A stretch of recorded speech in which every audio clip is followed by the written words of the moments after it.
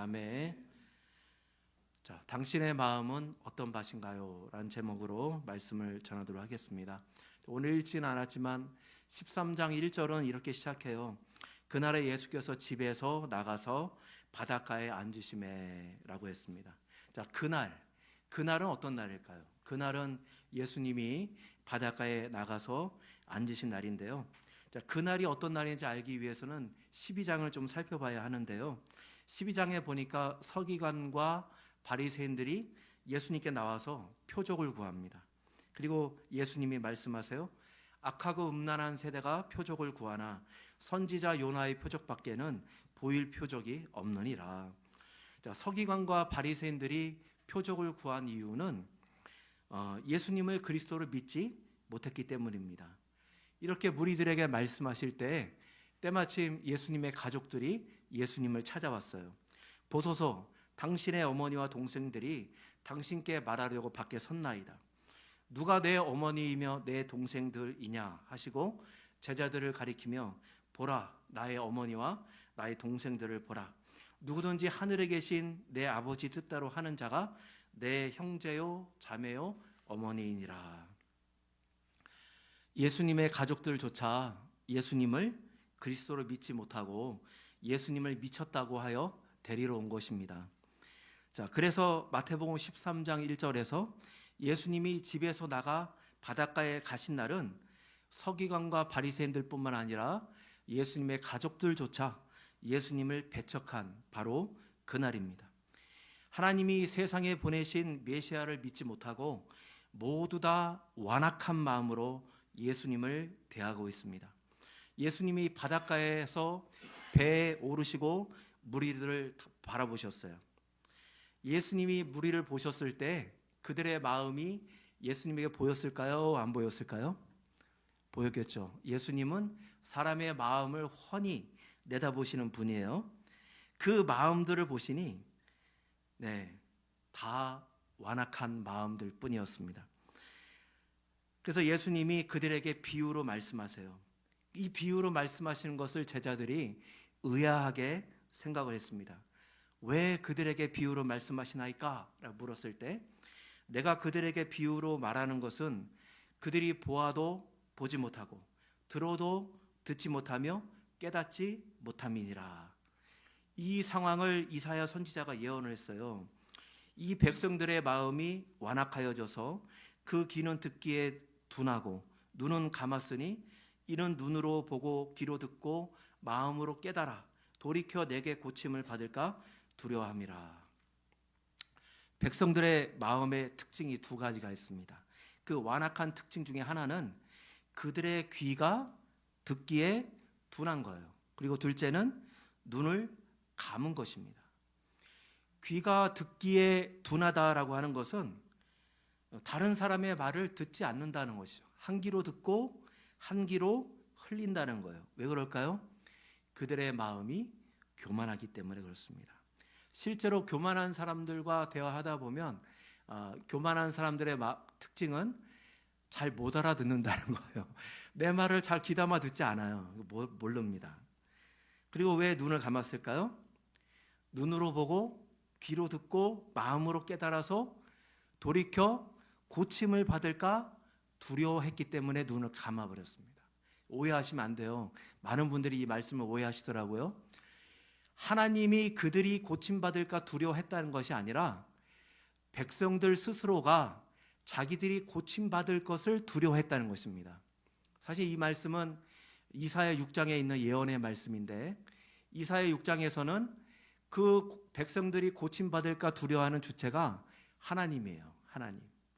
그런데 이 마태복음에서는 그 고침받을까를 두려워하는 주체가 누구냐? 백성들입니다. 하나님이 두려워한 게 아니에요. 이사야의 말씀에서는 백성들이 포로로 끌려가고 그들이 돌아와서 구루터기로서 하나님의 율법을 지키는 그런 백성들로 돼야 되는 그런 구속사적인 관점에서 그들이 고난을 받아야 되기 때문에 그 백성들이 고침을 받을까를 하나님이 두려워하셨지만 이 신약의 말씀에서는 백성들 스스로가 자기들이 고침을 받을까를 두려워했어요. 왜 그랬을까요? 지금이 좋거든요. 자기 고집대로, 자기 생각대로, 자기 욕심대로 어두운 가운데 그저 그냥 죄를 짓고 살아가는 그 상태가 좋은 거예요. 그러니까 고침받기가 싫은 겁니다. 그래서 눈을 감아버렸어요. 그래서 예수님이 말씀하시려고 보니 다들 완악한 마음이에요. 어떤 사람은 길가와 같은 마음이었고, 어떤 사람은 돌밭과 같은 마음이었고, 어떤 사람은 가시떨기와 같은 그런 마음을 가지고서 예수님을 말씀을 들으려고 했어요. 결국 손해는 누가 보는 것이냐? 여러분, 예수님이 손해를 보시겠어요? 말씀을 길가처럼 돌밭처럼 가시떨기처럼 듣는 사람이 손해가 되겠습니까? 말씀을 그렇게 듣는 사람이 손해가 되는 것이죠. 왜냐하면 천국의 비밀이 그들에게 닫혀지기 때문에 그렇습니다. 천국의 비밀을 아는 것이 너희에게는 허락되었으나 그들에게는 아니 되었나니 무릇 있는 자는 넉넉하게 되되 없는 자는 있는 것도 빼앗기리라 라고 했어요.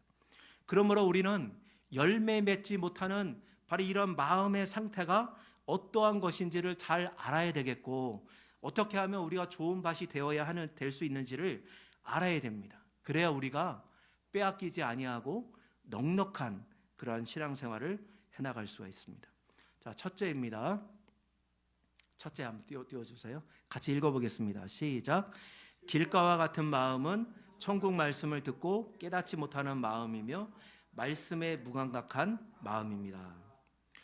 예수님의 당시의 농사법은 오늘날과 많이 다르죠. 네, 예수님 당시의 농사법은 허리에 자루를 메고 밭을 갈구면서 씨앗을 이렇게 훅 뿌리는, 씨앗을 뿌리는 그런 농사법이었어요. 그러기에 덜어는 길가에도 떨어지고, 덜어는 돌밭에도 떨어지고, 또 덜어는 가시떨기에도 씨앗이 떨어지게 됩니다.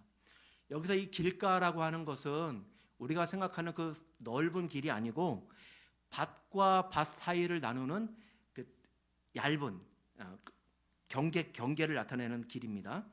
이 경계를 사람들이 밟고 지나가기 때문에 단단하고 굳은 땅이 되는 것이죠. 이 단단한 땅에 씨앗이 떨어지게 되면 뿌리를 내리지 못해요. 새들이 와서 먹어버립니다. 뿌리를 내리지 못한다는 것은 말씀을 깨닫지 못하는 것이고, 이럴 때는 악한 자가 와서 그 말씀을 빼앗아 간다라고 했습니다. 그러면 이 길가와 같은 마음은 어떤 마음일까요?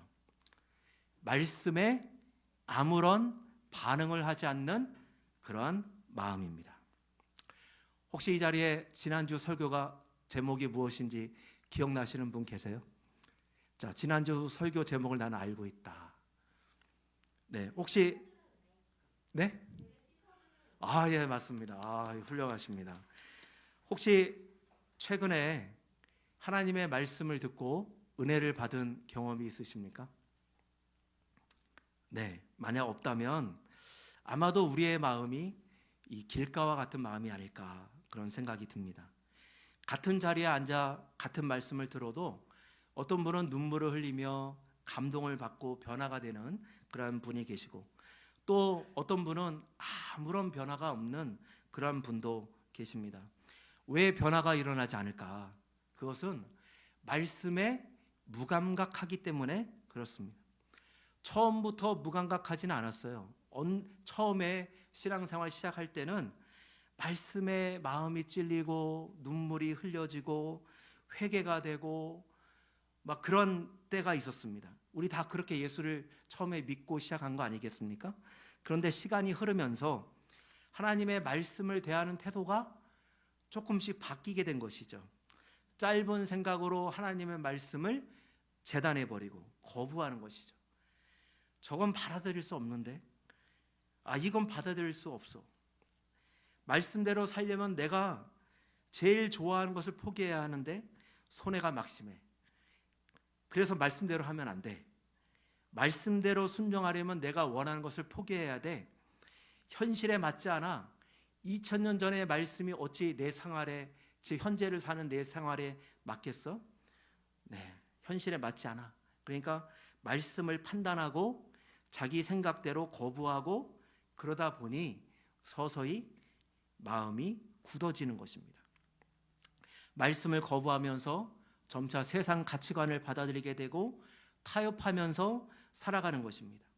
오늘날의 시대는 유튜브만 열면 얼마든지 훌륭한 목사님들의 말씀을 손쉽게 들을 수 있는 그런 시대에 우리가 살고 있습니다. 수많은 설교의 홍수 시대에 우리가 살고 있지만 그럼에도 불구하고 우리의 신앙생활이 여러분 과거의 선배들의 신앙생활에 비해서 여러분 훌륭하다고 말할 수 있겠습니까? 말씀을 듣기만 할 뿐 감동도 없고 변화도 없고 눈물도 없고 회개도 없고 그냥 메마르고 건조한 상태에서 우리가 살아가고 있습니다. 이렇게 굳어진 길가와 같은 마음은 어떻게 하면 옥토와 같은 마음이 될 수 있을까요? 그것은 바로 회개입니다. 회개를 해야 변화가 되는 것입니다.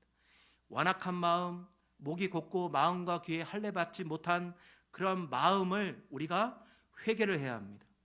스데반 집사는 유대인들을 향하여 이렇게 말을 했습니다. 목이 곧고 마음과 귀에 할례를 받지 못한 사람들아, 너희도 너희 조상과 같이 항상 성령을 거스른도다. 할례는 육신에 하는 것이 아니라 마음에 해야 되는 것입니다. 마음과 귀에 할례를 받기 위해서는 회개가 필요한 것이에요. 유대인들은 스데반의 설교를 듣고 마음에 찔렸지만 끝까지 회개를 거부했어요. 그를 향하여 이를 갈고 큰 소리를 지르며 귀를 닫고 스데반을 향하여 달려들어서 돌을 던졌습니다. 베드로의 설교를 들은 사람들도 똑같이 마음에 찔렸습니다. 그들이 이 말을 듣고 마음에 찔려 베드로와 사도들에게 물어 이르되 형제들아 우리가 어찌할꼬 하거늘 베드로가 이르되 너희가 회개하여 각각 예수 그리스도의 이름으로 세례를 받고 죄 사함을 받으라. 그리하면 성령을 선물로 받으리니. 베드로의 설교를 들은 사람도 스데반의 설교를 들은 사람들처럼 똑같이 마음에 찔렸어요. 그런데 베드로의 설교를 들은 사람이 다른 것이 하나가 있는데 그것은 자기들이 어떻게 해야 되는지, 어떻게 하면 그러면 이 상황에서 벗어나고 자기들의 변화가 될 수 있는지를 사도들에게 물었다는 것입니다. 베드로가 회개하라고 했을 때 그들은 다 세례를 받고 여러분 회개를 했습니다. 회개를 우리가 했을 때 우리 마음에서는 변화가 일어납니다. 에스겔 36장 26절 27절 말씀 우리 다 같이 한번 읽어보겠습니다. 네, 제가 읽어드릴게요. 네, 또 새 영을 너희 속에 두고 새 마음을 너희에게 주되 너희 육신에서 굳은 마음을 제거하고 부드러운 마음을 줄 것이며 또 내 영을 너희 속에 두어 너희로 내 율례를 행하게 하리니 너희가 내 규례를 지켜 행할지라. 우리가 회개를 하게 되면 우리 마음에서 굳은 마음이 제거가 됩니다. 그리고 우리 마음이 부드럽게 되는 것입니다. 단단한 마음은 하나님의 은혜를 흡수할 수가 없습니다. 그러나 회개한 마음은 그 마음이 부드럽게 되어서 하나님의 은혜를 얼마든지 흡수를 하며 말씀이 땅에 떨어질 때 그 말씀이 열매를 맺는 그런 축복의 땅이 되는 것입니다. 신앙생활을 20년 했는지 20년 했는지 30년 했는지 그것이 중요한 것이 아니라 얼마나 변화받고 열매를 맺고 있느냐가 중요한 것입니다. 고침을 받고 변화할 것인가 아니면 변화를 거부하고 지금의 상태를 유지할 것인가. 선택은 우리의 몫입니다. 변화를 거부한 사람에겐 은혜가 그쳐지게 될 것이고 건조하고 메마른 삶을 살아가게 될 것입니다. 그러나 회개하고 변화하기를 선택한 사람은 은혜의 단비를 흡수하여서 말씀의 열매를 맺는 그런 삶을 살게 될 것입니다. 회개함으로 굳은 마음을 기경하고 말씀이 떨어질 때마다 은혜를 받아서 많은 열매를 맺는 성도님들 되시기를 축복합니다. 자, 둘째입니다. 우리 같이 읽어보겠습니다. 시작. 돌밭과 같은 마음은 말씀의 뿌리가 없는 감정적인 마음이며 주님께 내려놓지 못한 문제가 있는 마음이고 치료되지 못한 상처가 있는 마음입니다. 자, 이스라엘 땅은 석회암이 많은 그런 돌밭이 많은 곳입니다. 겉으로 보기에는 돌이 없어요. 그런데 30cm를 까내려가면 그 밑에는 단단한 커다란 석회암 안반층이 있는 그런 땅들이 많이 있습니다. 문제는 이러한 땅에 씨가 떨어지게 되면 처음에는 뿌리가 내려지지만 뿌리가 깊지 않기 때문에 태양이 비쳤을 때 금방 말라버린다는 것입니다. 돌밭과 같은 마음은 말씀을 받을 때 즉시 기쁨으로 받는다고 했습니다. 그러나 여러분, 박해가 올 때 금방 넘어지게 됩니다. 업앤다운이 심한 사람인 것입니다. 신앙이 롤러코스터를 타는 것 같은 그런 사람이에요. 어제는 기분이 좋고 교회에도 열분이 바뀌고 다운이 되고 교회에도 소극적인 그런 사람이 되는 것입니다. 이러한 상황이 반복되기 때문에 그러한 사람을 대할 때 주변 사람들은 당황스럽기도 합니다. 오늘은 상태가 좋을까? 오늘은 나쁠까? 그의 안색을 살펴보게 됩니다. 이렇게 신앙생활에 기복이 있는 이유가 무엇일까요? 그것은 그 사람이 하나님의 말씀에 약하기 때문에 그래요. 하나님의 말씀에 기반한 신앙생활을 하는 것이 아니라 감정에 기반한 신앙생활을 하기 때문에 그랬습니다. 우리의 신앙생활은 하나님의 말씀과 뗄래야 뗄 수 없는 그런 관계에 있습니다. 믿음은 말씀으로 시작해서 말씀으로 성장하고 말씀으로 유지가 되고 말씀으로 지켜지게 됩니다. 로마서 10장 17절 말씀에 그러므로 믿음은 들음에서 나오며 들음은 그리스도의 말씀으로 말미암는다고 했습니다. 자, 믿음은 하나님의 말씀을 들을 때 시작이 되는 것이죠. 우리 중에 누구도 하나님의 말씀으로 믿음이 시작되지 않은 사람이 없습니다. 말씀을 들을 때 성령께서 우리 마음에 깨달음을 주심으로 우리 마음에서 믿음이 생겨난 거예요. 마태복음 4장 4절 말씀에 예수께서 대답하여 이르시되 사람이 떡으로만 살 것이 아니요 하나님의 입으로 나오는 모든 말씀으로 살 것이라 하였느니라 하시니, 우리의 영은 하나님의 말씀을 양식으로 먹고 살아가고 있습니다. 우리가 떡을 먹어서 육신이 힘을 얻고 생명을 얻는 것처럼 하나님의 말씀을 먹음으로 우리의 영이 힘을 얻고 활력을 얻고 영적 신앙생활을 해나갈 수가 있는 것입니다. 또 에베소 6장 17절 말씀에 성령의 검 곧 하나님의 말씀을 가지라 라고 했습니다. 하나님의 말씀은 영적인 검입니다. 진리의 허리띠, 의의 호심경, 평안의 복음의 신발, 믿음의 방패, 구원의 투구, 이 모든 것들은 우리를 지키는, 영적 전투에서 우리를 지키는 방패, 우리를 방어하는 그런 도구들입니다. 그런데 우리가 가지고 있는 유일한 공격 무기가 있는데 그것은 바로 하나님의 말씀입니다. 디모데후서 3장 16절 말씀에 모든 성경은 하나님의 감동으로 된 것이니 교훈과 책망과 바르게 함과 의로 교육하기에 유익하다라고 했습니다. 성경 말씀은 우리를 붙들어주고 바르게 신앙생활 할 수 있도록 우리를 교훈해주고 책망해주고 또 의로 교육해주는 그러한 역할을 하는 것입니다. 그러므로 평생에 성경을 옆에 끼고 우리가 읽어야 하는 것입니다. 성경은 이처럼 우리에게 신앙을 주고 또 우리를 자라게 하고 지켜주고 유지시켜주는 그러한 역할을 합니다. 그러므로 깨어 믿음에 굳게 서서 남자답게 굳건한 강건한 신앙생활을 하기 위해서는 하나님의 말씀을 잘 붙들어야 돼요. 매일 말씀을 묵상하고 그 안에 뿌리를 둔 신앙생활을 해야 합니다. 말씀에 기반하지 않을 때 그 신앙생활은 감정에 따라서 주변 상황에 따라서 쉽게 흔들려지게 됩니다. 그러나 말씀에 기반한 그러한 신앙생활은 쉽게 흔들려지지 않습니다. 그러므로 하나님의 말씀을 매일매일 섭취하고 묵상하시고 삶에 적용하는 삶을 살아가야 합니다. 또한 돌밭과 같은 마음은 어떤 마음일까요? 그 마음 속에 주님께 내려드리지 못한 그 삶의 영역이 많은 사람입니다. 우리 마음에는 누구나 다 이런 것들이 있어요.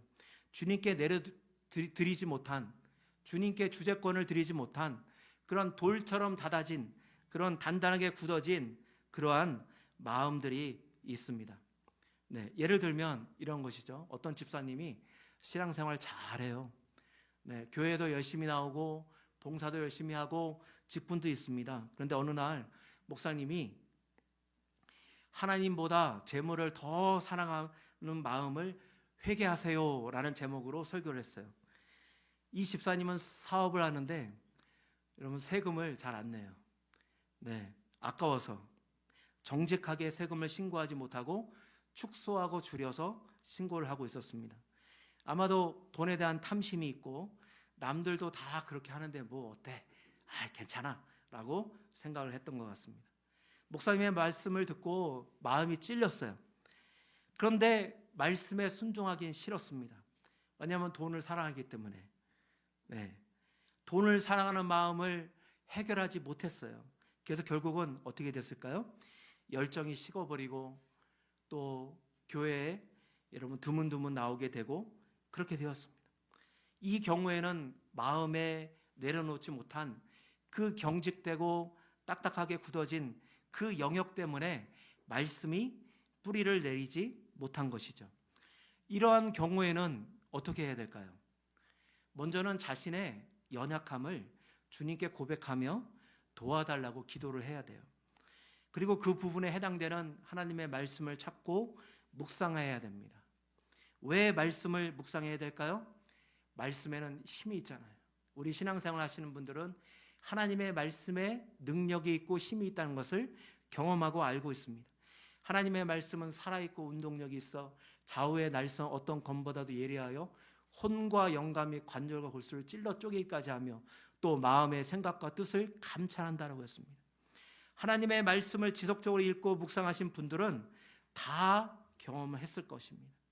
하나님의 말씀은 우리의 생각과 마음과 뜻을 분별할 뿐만 아니라 내 삶 속에서, 내 마음 속에서 하나님의 뜻에 합당하지 못한 것을 분별해내고 그것을 찔러 쪼개는 그러한 능력이 있습니다.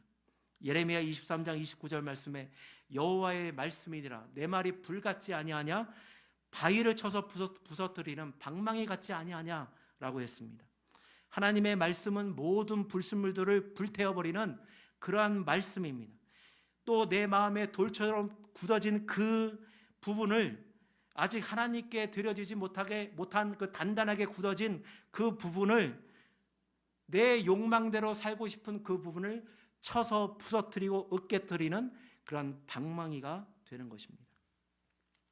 그러므로 돌처럼 굳어진 내 마음의 영역, 하나님께 드리지 못하고 해결되지 못한 순종하지 못한 그 영역, 그거를 부서뜨리기 위해서 하나님의 말씀을 묵상하셔야 됩니다. 그러면 그 단단해진 마음이 서서히 부서지고 으스러지고 부드러운 흙이 되어서 하나님의 열매를 맺는 그러한 흙이 될 것입니다. 한 집사님이 있었어요. 예배에 빠지지 않고 열심히 봉사합니다. 과거에 상처 준 사람이 있었습니다. 나는 절대 그 사람은 용서할 수 없어. 그런데 목사님이 어느 날 용서하지 않으면 자유가 없다라는 설교를 하셨어요. 집사님 마음이 강하게 찔렸어요. 망설입니다. 용서를 할까? 아니야, 용서할 수 없어. 용서를 안 하면 어떻게 될까요? 마음에 쓴뿌리가 생기게 되고 자신이 괴롭게 될 뿐만 아니라 주변 사람들도 힘들게 하는 그러한 삶을 살게 됩니다. 신앙생활이 점점 힘들어지고 여러분 사람들과의 만남이 점점 불편해지는 것입니다. 그러나 용서를 하면 마음의 자유가 생기고 삶의 기쁨과 즐거움이 생기고 마음이 치유가 되고 회복이 되는 것입니다.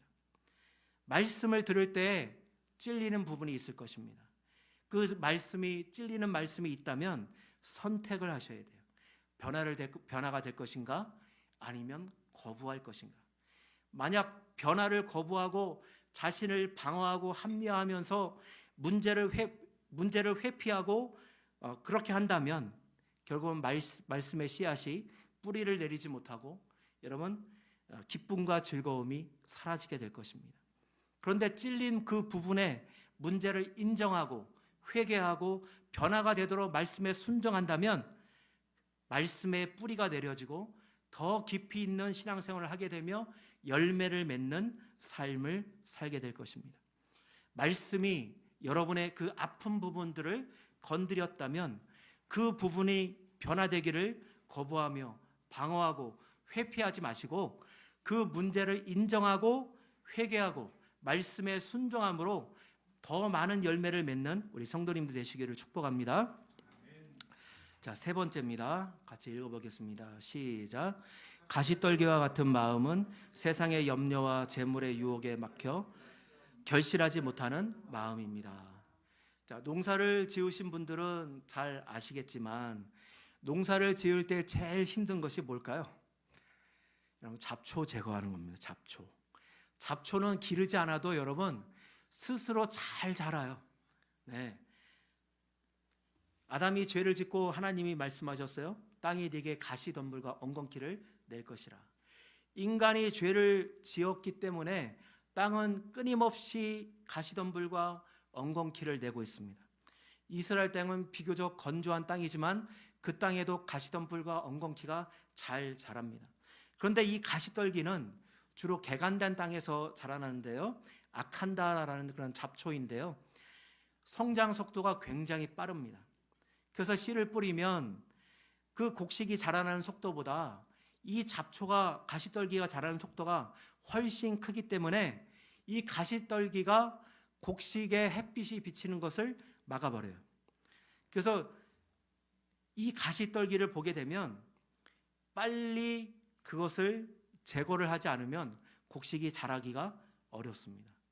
자, 22절에서 세상의 염려와 재물의 유혹에 말씀이 막힌다라고 했습니다.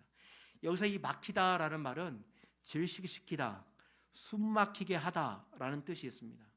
왜냐하면 이 잡초가 가시떨기가 곡식보다 훨씬 빠르게 자르고 그 주변의 모든 수분을 흡수해버리고 영양분도 흡수해버리고 햇빛도 막아버리기 때문에 그렇습니다.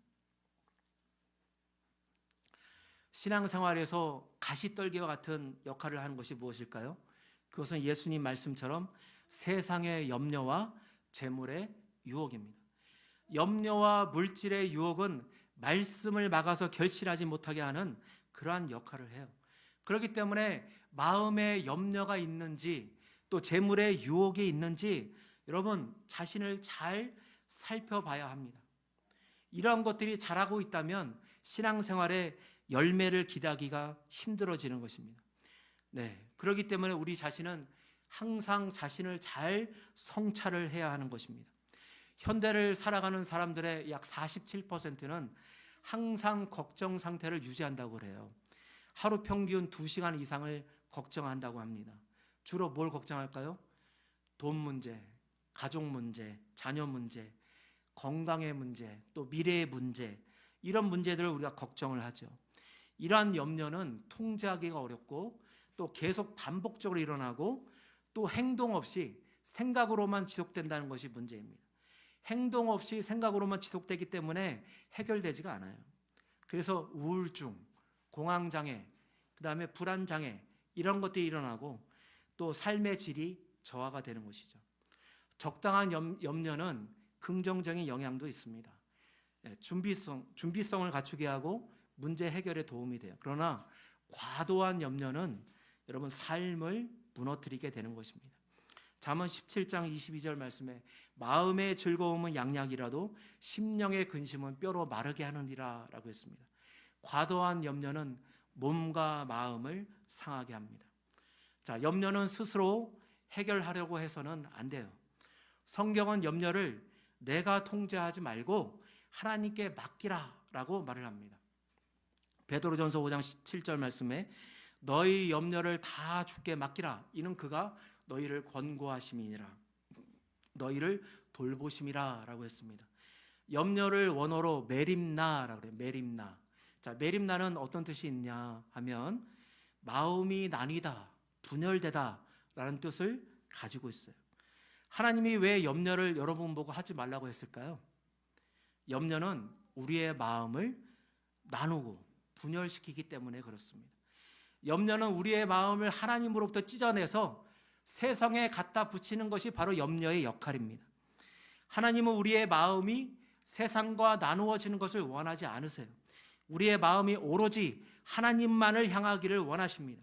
그래서 하나님은 우리에게 염려하지 말고 내게 맡기라 라고 말씀하시는 것입니다. 아무것도 염려하지 말고 오직 모든 일에 기도와 간구로 너희 구할 것을 감사함으로 하나님께 아뢰라. 그래야 하면 모든 지각에 뛰어난 하나님의 평강이 그리스도 예수 안에서 너희 마음과 생각을 지키시리라. 네, 아무것도 염려하지 말고 모든 염려를 하나님께 맡기세요. 그러면 하나님이 주시는 평강이 여러분의 마음에 자리를 잡게 될 것입니다. 마음에서 염려와 근심, 불안, 초조, 걱정, 이러한 것들, 부정적인 감정들이 줄어들고 작아지고 없어지는 것을 경험할 것입니다.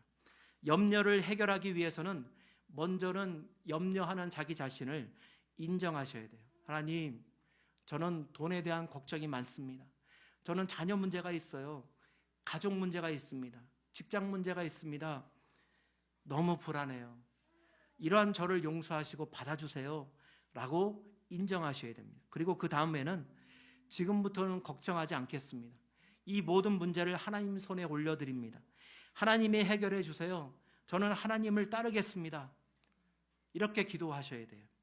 하나님께 맡기는 기도를 했다면 그 다음에는 그 문제를 예전처럼 스스로 통제하려는 그런 행동을 멈추셔야 됩니다. 기도를 했는데 또다시 계산하고 또다시 걱정하고 자기가 또다시 해결하려고 한다면 도루묵이죠. 하나님께 맡겼다고 자신은 아무것도 안 해도 된다는 것은 아닙니다. 예를 들어서 재정의 문제를 하나님께 맡겼다면 결과를 하나님께 맡기고 여러분 성실하게 일을 해야 되는 것이죠. 건강에 문제가 있다면 하나님께 기도하고 여러분 최선을 다해서 치료를 받고 관리를 하는 것이죠. 그리고 결과는 하나님께 맡기는 것입니다. 그리고 하나님께 맡겼기 때문에 염려하지 않는 것입니다. 염려를 늘 하나님께 맡기고 승리함으로 세상의 마음을 뺏기지 않고 마음을 오로지 하나님께 향함으로 말씀이 떨어질 때마다 아름다운 열매를 맺으시는 우리 성도님들 되시기를 축복합니다.